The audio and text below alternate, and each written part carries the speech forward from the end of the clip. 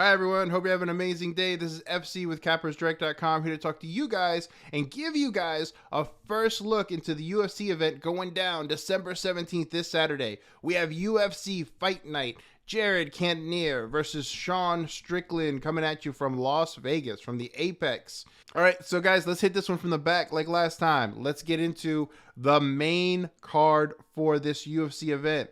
Let's get started with the first fight of the night. We have Jared Cannonier versus Sean Strickland. All right, so in the main event, guys, we have Jared, the Killer Gorilla, Cannonier versus Sean Strickland. Guys, Jared Cannonier is coming into this fight almost 39 years old. The guy has power for days. I think something like he's finished like 6 out of his last 8 fights or 9 fights, something like that. Power for days. One of the big things about Jared that I've always worried about was this weight cut. The guy's fought all the way up at heavyweight. He makes this weight cut because he's very, very disciplined. He's a different thinker. A martial artist. He likes to think himself as this is kind of like a war before the war, right? So he's going in with this attritional mentality. And so he trains really hard. I always worry about injuries with him, being how old he is.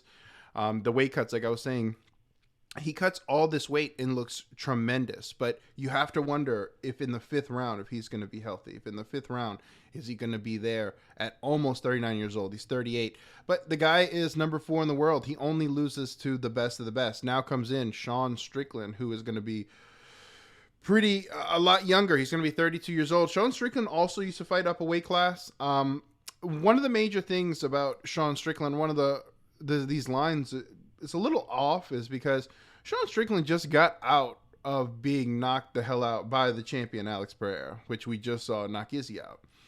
I figured that we'd have a ton of people with more recency bias. We would have people, he's been knocked out twice. We just saw him get knocked out. I thought a lot of people were going to come in here and just jump all over the Jared Cannonier train, knowing that he has power. But looking at Sean Strickland a little bit further, the guy he's more nuanced than you think, right? He's more nuanced than he presents himself to the public when he does these interviews. He's funny. He's a good guy. He's one of these jocks that you know is going to hit you in the arm when you walk by him. You're not going to get away without getting a noogie, or he's one of those guys. Like that's how he lights up a room. He's always lit up a room like that. So sometimes in these interviews, he comes off really quirky. Like he'll say the dumbest shit on the interview, but in real life, like he pulls it off a lot more funny. He's just a lot more funny in real life. And so in watching him train, because his camp just went through putting a bunch of fighters in fights in Bellator, PFL, and in the UFC. So he's constantly been training. In watching his teammates train, you get to see Sean Strickland train, and Sean Strickland trains with monsters. He trains with people who hit as hard as Jared. Sometimes he trains with people who hit harder than Jared. The guy's a wild man. And talking to Sean, man, I think this fight, we're going to see Sean go out there and test his mettle. He is upset over the last fight. Ideally, we'd want Sean to come out here and just wrestle. We want Sean to come out here and take Jared down, wear him out, start putting more volume on him in the 4th and 5th rounds. But we know that Sean has volume, Sean has pride, and Sean just got knocked out. So Sean's going to come out here and put himself in danger. And it's up to Jared to capitalize and use his weapons. And there's certain weapons that he uses. It comes down to kicks that he's planning to lean on more in this fight. I think it's a banger of a fight, guys. I mean, you have Sean Strickland, who we know strikes, we know has volume for days, we know is going to come out here and is very prideful. He's going to put himself and his jaw on the line in order to prove to people that the last fight was a fluke, that he trains with killers and he does well. He walks away not getting knocked out. He walks away doing very well against people that are a lot bigger than him, people that hit harder. He uses his boxing and his volume in order to accumulate damage and look to either close out the show as Jared gets tired, or look to take this to a decision and win by decision and start climbing his way back up. I know that he's very upset over what happened with Alex. He puts a little more comfort in the fact that Alex did knock out Izzy. He knocked him out twice now, and he's beaten him.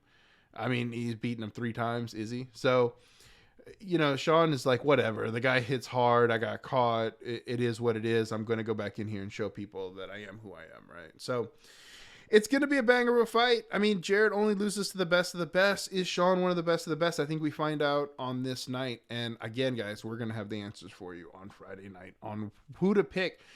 And again, just a quick disclaimer.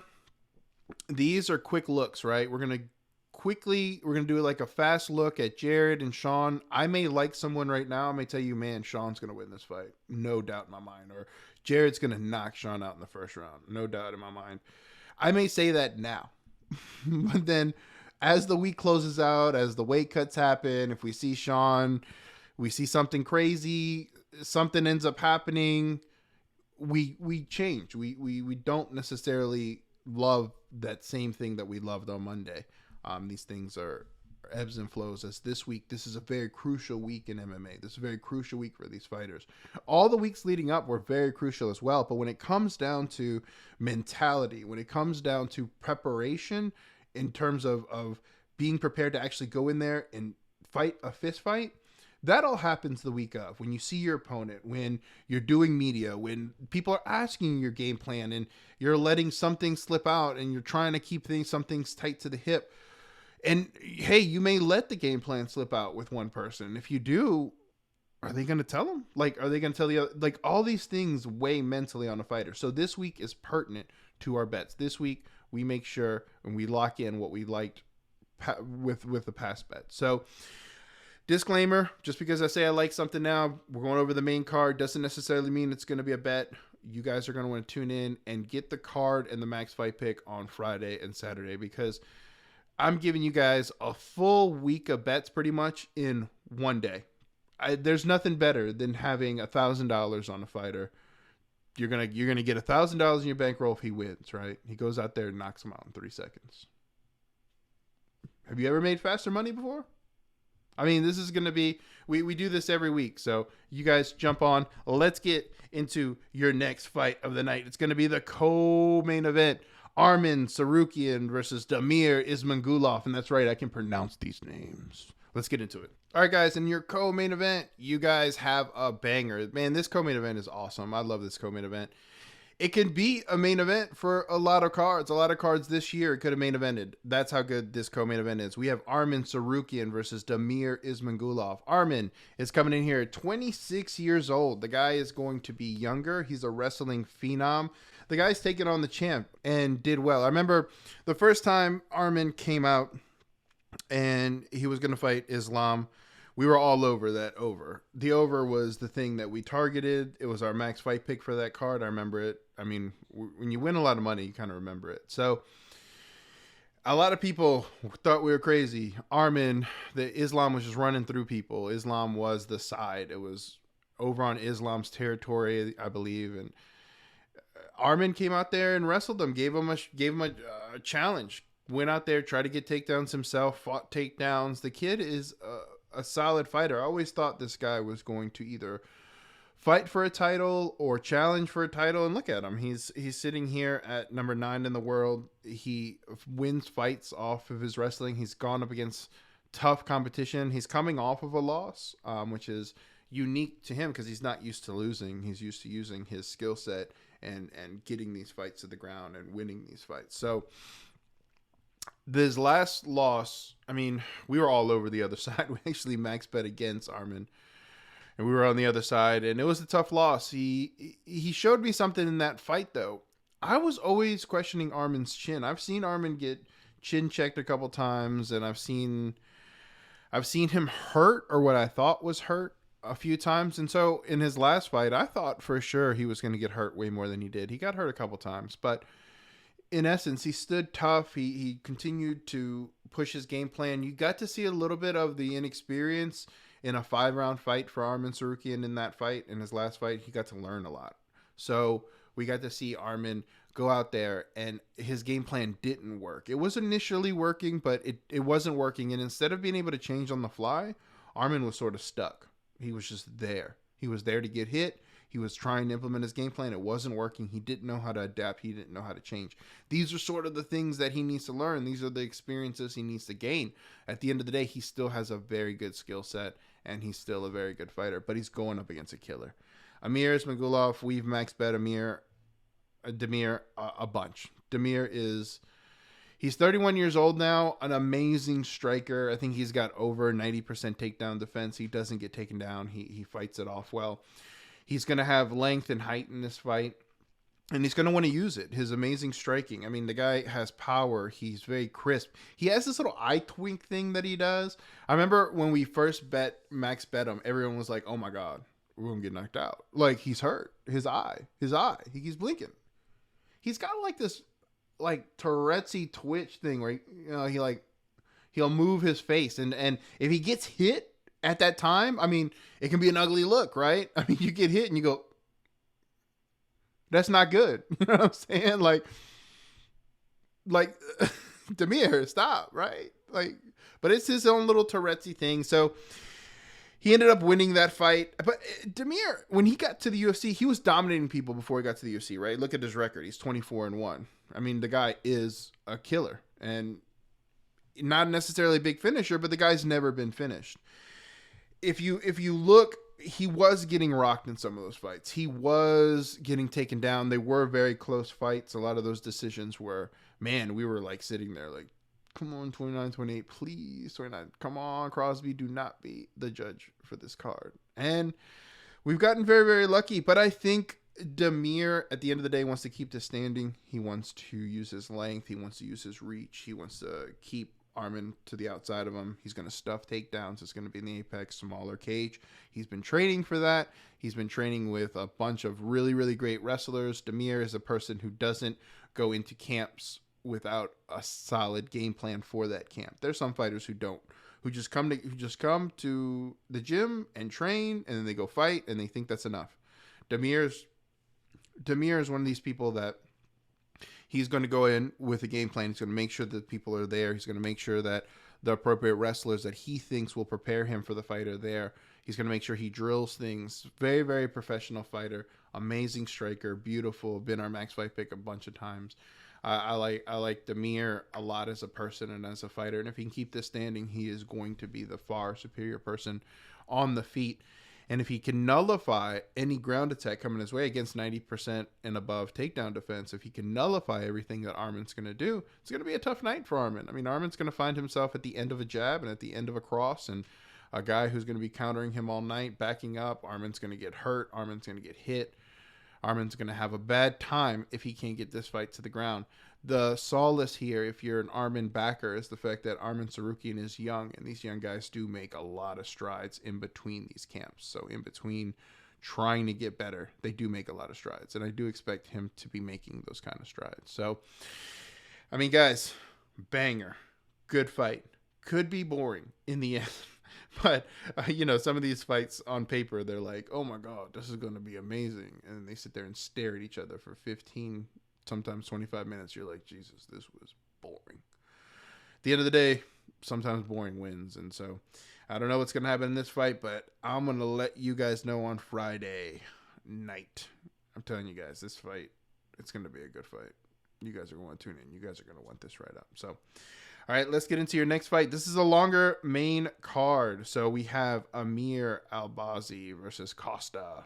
Let's get into it. Okay, so your next fight of the night, we have Amir Albazi versus Alessandro Costa. Let's get into it at 125 pounds.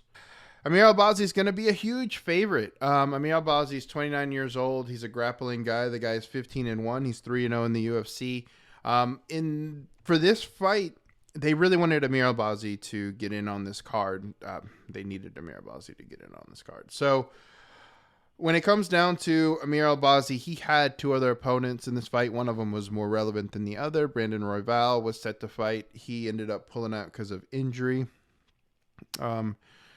That would have been an amazing fight. That would have been a crazy, crazy fight. I think the UFC was looking forward to it. I know I was looking forward to it. Fans were. But now comes in Alessandro Costa, coming in on very, very short notice to make his UFC debut. This guy is the third option, right? It is what it is. He was from the Contender Series. I think he fought on the Contender Series like 4 months ago. It wasn't even that long ago. He went to a split decision, didn't necessarily get a contract, was told to keep working, ended up getting a fight and finishing, and they were like, we need somebody. Kid, you ready? And the kid was like, let's go. He's going to be muscular. He's a muscular guy, 26 years old. I think the questions are whether or not he has the goods to possibly pull off an upset. That's going to be very difficult against a guy like Amir Albazi, who is a grappling wizard, who's won fights by decision, who's won fights by submission in the UFC, and has looked really, really good. This Costa guy is making his UFC debut on very, very short notice against a killer. Don't expect too much from him. But the question is whether or not Costa can survive, whether or not an over is a bet here, whether or not an under is a bet here. Is Amir going to win by TKO? Is he going to win by submission? These are the things that you're going to find out in the write-up if Amir even wins. If does Costa have a chance? This is one of those fights that's just like they needed a guy to fight in Amir Albazi. They needed someone to step up and fight Amir Albazi. Couldn't get someone. People fell out. Costa stepped in on short notice.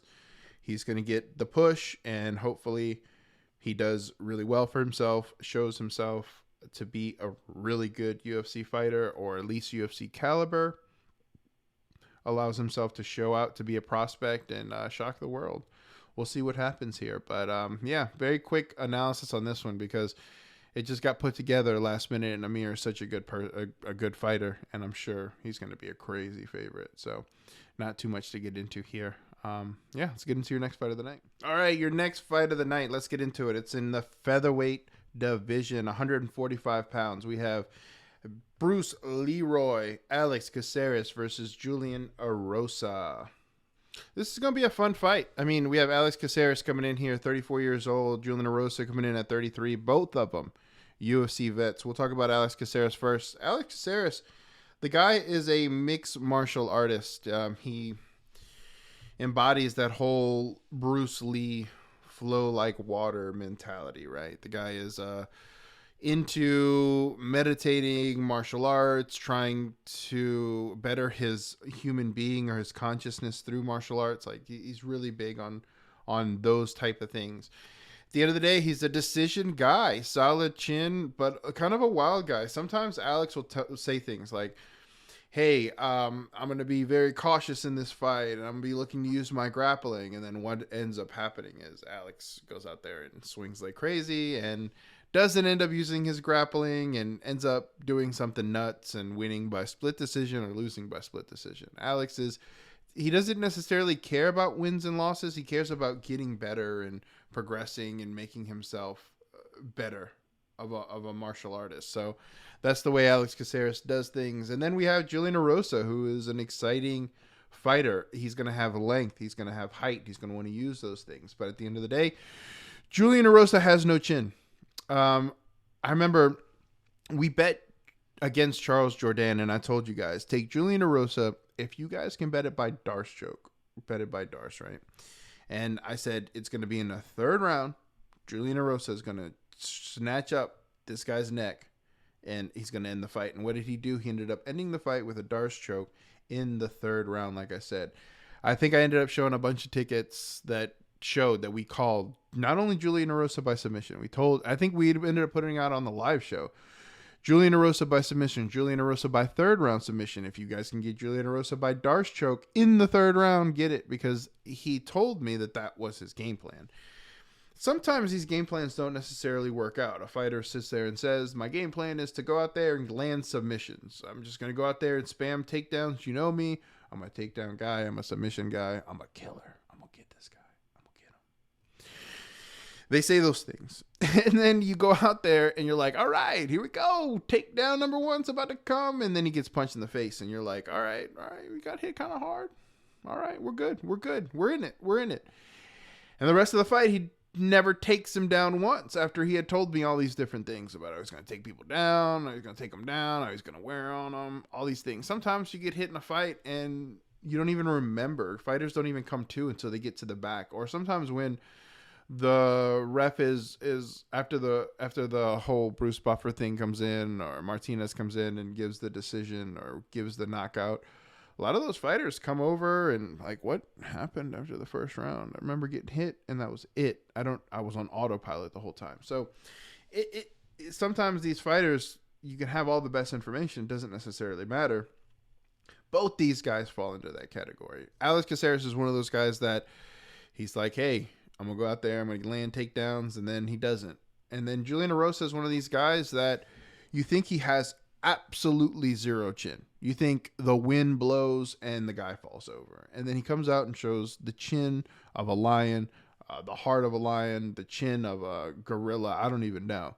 And then doesn't get knocked out and ends up hitting knees and elbows and being very active. And next thing you know, Julian Erosa is winning a decision. You're like, holy shit. I thought Julian Erosa was going to get knocked out or have to get a knockout himself. So very, very difficult fighter to cap, because the way I describe Julian Erosa is, while he is a high volume fighter and he has good power and he has good weapons and he even has good submissions, he has a good ground game, I always have to look at Julian Erosa as one of these fighters that he could come out here and get touched and be dead. And then he could come out here and get touched in a certain spot that's a little different, right?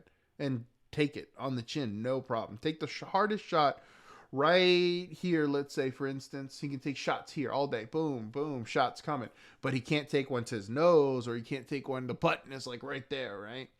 He's one of those guys that if you hit the button and you can put him out cold. I mean, completely out.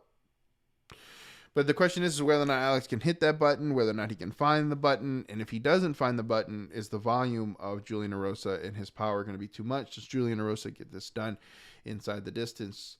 Bruce Leroy has a big old head. And if he gets caught, I expect him to be able to scramble out. It's going to be a good fight of two vets who have issues. One of them has issues with finishing, can't finish, is a UFC vet. Seems to go to a lot of split decisions into decision. Shows up in some fights where you're like, this guy's going to get wiped out. And he comes out and shows, puts a good case together for getting him a decision. You're like, damn, like Alex is back. And then the following fight, he goes out there and he has a really great game plan. You think he's going to do amazing. And then he goes out there and lays an egg. Julian Erosa, one of these guys, you're like, he's going to get knocked out. He's fighting a power puncher. Goes out there, takes the shots, no problem, and ends up getting the knockout himself, or ends up getting a submission, or ends up going to decision in a war in which he landed way more and the judges give it to him. And then you have the Julian Erosa who comes out, gets touched on the chin, and just falls down constantly. I mean, there are times where in Julian Erosa fights where you're like, man, he's getting hurt by, I mean, the guy flicked him in his forehead, and he's wobbling everywhere. And then there are other times where you're like, dang, Julian Erosa's got a chin of hell, chin of steel. So this is going to be a very erratic fight. It's going to come down to this week, and it's going to come down to what we give you guys on Friday and on Saturday if we're going to go ahead and bet this fight.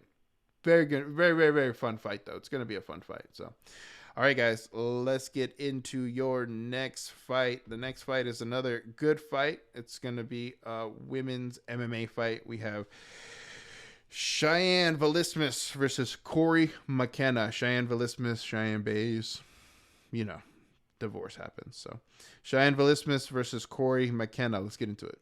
Now, the next fight of the night is going to be a good fight. Actually, I have a note here that the girls' fight got moved to the prelim. So, it's actually going to be Drew Dober versus Bobby Green. Let's get into that fight. So, Drew Dober versus Bobby Green at 155 pounds. Guys, we know both these guys are fan favorite fighters. Both these guys are a little bit older. Both guys are vets in the UFC. Both guys have problems and deficiency. Let's go into the Drew Dober side. Drew Dober's coming in here, 34 years of age. The guy has been a product of different wars that he's had in his life. I mean, he's 25-11. He's a power striker.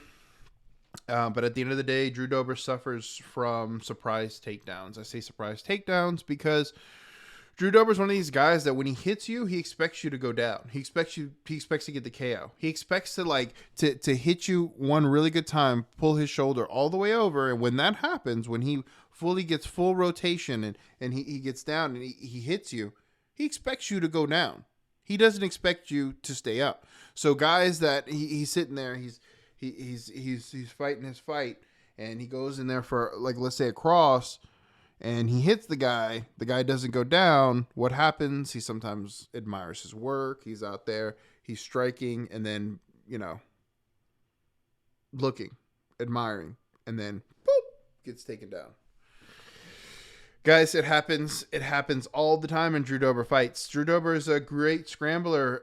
He gives up position. So Drew Dober is one of these fighters that, like, he doesn't want to be on the ground. He knows he can knock you out. So he's a guy who's like, hey, I'm going to put myself in positions to where I'm going to knock you out. And in those instances, when he's on the ground and you're able to get him down, he'll scramble up as quickly as possible, giving up his back and putting himself in positions that allow himself to get submitted. So he's all about rushing to that. Let me hurry up and get up. Even if I give my back, I'm going to fight it off. And a lot of times he's been submitted in those. And that's why he gives this look like Drew Dober on the ground is a bad thing. And it is a bad thing because sometimes Drew Dober also, when he gets taken down, he's losing those minutes and he doesn't necessarily gain them back. So when you take him down, he thinks, I have to get this back. I'm going to swing hard when I get back up. And then he gets taken down again and then gives up his back. He makes these decisions. But at the end of the day, he's a power striker. He's going to be moving forward, looking for Bobby Green's head. Bobby Green, 36 years of age. This is another guy. He's a vet, fan favorite. 29-13, counter striker with volume, rolls with punches. He has that Philly roll, right? He constantly... When you hit him, he's rolling with it so that it glances off of him, and he's able to boom and then counter right away. A lot of times judges see that and think Bobby Green's getting hit constantly. So a lot of times judges don't give Bobby Green the best look when it comes down to, hey, he put out a lot of volume, put out a lot of strikes, and he actually stuffed takedowns, and yet he doesn't win fights. In this fight, the green side, I mean, if they go for the wrestling and they mix things, they'll make it a lot more interesting. But Drew Dober having that power striking moving forward is going to look very eye appealing to the judges. They're going to see that. So it's up to Bobby to combat those moments, to show that he's rolling with it. And Bobby's one of these shit talkers. He goes in there and he's like, that didn't hurt. That didn't hurt. Come on. I thought you hit hard. Come on, boy. I thought you hit hard. You don't hit hard. My mom hits harder. He's one of those people that does that. So Bobby's going to be trying to get in his head. Drew Dober's going to be trying to take his head off. Bobby, I mean, he's been knocked out in the past, but the guy's shown a really, really good chin, a really, really good ability to put volume together, to evade strikes. And it's up to the judges on whether or not they're going to see that volume. Bobby comes out here and wrestles, he's probably going to get a very close decision win. If he doesn't come out here and wrestle, I mean, it's still going to be a close fight because he's going to get his licks. Dober's going to get his licks. If Dober ends up landing that knockout shot, which he's going to be looking for, I mean, that could end everything. All this analysis on Bobby Green could be over with one shot from Drew Dober, and I think that's important to note here. So it's going to be a banger of a fight. It's on the main card for a reason, and yeah, I think we're going to target a bet in this fight. And I like a certain fighter in this fight, and I actually like a prop. I actually like two prop bets in this fight. So we're going to be targeting this fight, and maybe by the end of the week we won't. I don't know, but as of right now, we have 3 bets eyed in on this fight, and yeah, I think it's going to be a really, really good fight. You guys are going to want to tune in. So, all right, your next fight of the night. Let's get this one right. Let me get the right order up here. All right, the last breakdown we're going to get into, that Cheyanne Vlismas Cory McKenna fight got moved as like the main prelim, like the main fight on the prelims to get people excited about the main card. But we have Cody Brundage versus Michal Oleksiejczuk. Let's get into it, guys. All right, so the last fight on the main card is Cody Brundage versus Michal Oleksiejczuk. That's right, guys. Pronunciation on point. Cody Brundage, what can I say? The guy, I have been a big non-believer in Cody Brundage. I have not been a believer in his gas. I haven't been a believer in his chin. But he's proven me wrong a couple times. I mean, he comes out in these fights and he doesn't necessarily look amazing, but he's been winning some fights. He's on a win streak currently, and I did not expect him to get either of those 2 wins. But he's a wrestler at the end of the day who is going to spam takedowns, and he's shown that he has power. He kind of throws with that wrestler's reckless abandonment where he kind of just throws from the hip, and if he lands, he's going to have power. Guy's muscular, guy's ready. Problem with Cody Brundage is his chin, and this is going to be on short notice for him. He was preparing, kind of getting ready for a fight through Thanksgiving and stuff. He was eating relatively well, but I don't know, man. This guy already had gas tank issues. Now he's coming in on short notice. He's a wrestler, and that's really where his win condition lies, is the fact that he can wrestle. Now, Michal Oleksiejczuk, I've been telling Michal for a long time, baby, let's drop down to 185. Let's try to get a title. Like, let's just do this. Like, why are we waiting? Why are we fighting at 205? Why are we fighting these monsters who are dominating you in the grappling department? More in the wrestling department, the grappling department, getting him down, and man, the guy gives up his back. The guy just puts himself in bad positions on the ground. The guy needs to be up. Michal needs to be on the feet, because at the end of the day, he's a striker who will hit body shots and wear on Cody. And I mean, it's either going to be Michal Oleksiejczuk early or Cody Brundage with his wrestling and his grappling. Can he grab onto the neck of Michal? I mean, Cody could come out here and shock a lot of people. Michal has the skills to pay the bills and the striking, and he should have those advantages. But man, you can never count out a guy like Cody Brundage, who may not have a chin, but the guy hits hard because of the style that he strikes, and the guy can go for takedowns. He's a wrestler. He'll go for takedowns all day. We've seen this before, where these experiments of no-chin wrestlers come out here and do pretty well, but the better the UFC gets, in some of these matchups, they will be favored. They will be favorable matchups. They won't have a chin, but in this case, just like here, he has a wrestling advantage. He could take this fight down, win it by decision if he has the gas. If Cody has the ability to take the shots from Michal early, and then Michal can't get, he gasses out himself, which he has done, not at this weight class, because this is only his second fight at this weight class. So I say, if you are a Michal fan, if you like Oleksiejczuk, I mean, the guy is slated to win this fight because of his power, and because he did drop down and he did show that he does have power. But Cody does have a win condition with his wrestling, and the fact that it's short notice, you can see all these little wrenches that get thrown in.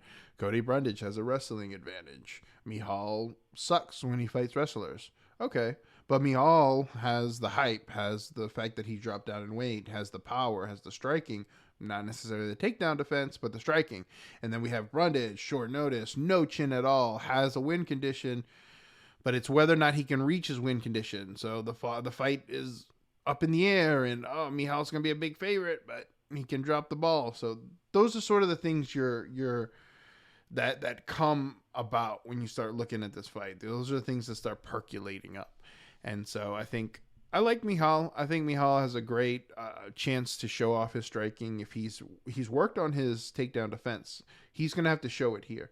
But he's one of these guys. I mean, he may hit to the body and then boom, hit one time, and Cody may end up going down. So, yeah. Good fight. I think this is a good card. Overall, I mean, the main event is banging. The co-main event's banging. We're going to go over some of these little fight night cards. We'll go over just the main card of them. I know we've been playing a little bit with the content in terms of, like, should we give you all the fights? But why sit here and tell you about an 0-0 fighter versus another 0-0 fighter and what's possibly going to happen, right? So we're just going to focus on what's exciting, right? The main event's exciting. A lot of times we'll have just a main event card where all of our bets are on the main event. Sometimes we have it to where all of our bets are on the undercard, and the main fight pick, or the max fight pick, should I say, is going to be on the main card. And so these mixed matches happen. Everything is a little bit different when you start seeing the write-ups, but what you get with the write-ups is you're going to get a comprehensive kind of like just quick analysis about that fighter, where they're at currently, what they've done, and then I give you guys a conclusion. In the conclusion, I tell you what I think is actually going to transpire in this fight, how it's going to go down. A lot of times it's scary. A lot of times you're sitting there, you're reading, you're like, okay, so the first round, this is going to happen. And you're watching, you're like, okay, damn. All right, that's exactly as it says. Okay, all right, maybe a fluke. Second round's going. All right, what does he say? Second round. Oh, it's gonna be a finish by submission. Oh, he's got the other guy. No way. No way. Right? No way. No way. Obviously, FC's wrong. FC's stupid. The other guy comes out and gets a submission in the second round. Crazy comeback. We end up betting him by submission. We end up betting him by submission in the second round. Everyone goes crazy. Everyone texts me because they're like, how did you do it again? And so there are going to be those. There are going to be those instances. And even in our stayaways, like I remember we stayed away from a Rafael Sunsao fight, but I put in the write-up like, hey, Rafael by decision, super sneaky. It's super solid. It's a good play, but man, we're looking at like a plus 500. And I'm telling you guys, sprinkle. And what did Rafael Sunsao do? Won by decision, ended up cashing on the plus 550 underdog bet. And we get those things a lot. And so the conclusion of the write-ups are what is the most important, but you guys are going to get that on Friday. On Saturday, when you wake up, you're going to want to check on the website to see if it's been put up. Usually by Friday, it's put up on Friday after weigh-ins and after your rehydration process and everything, and just ticking off a little bit of those P's and crossing out the T's, dotting the I's, whatever that saying is. You know what it is. So, but if you like this kind of content, guys, go ahead and subscribe to the channel.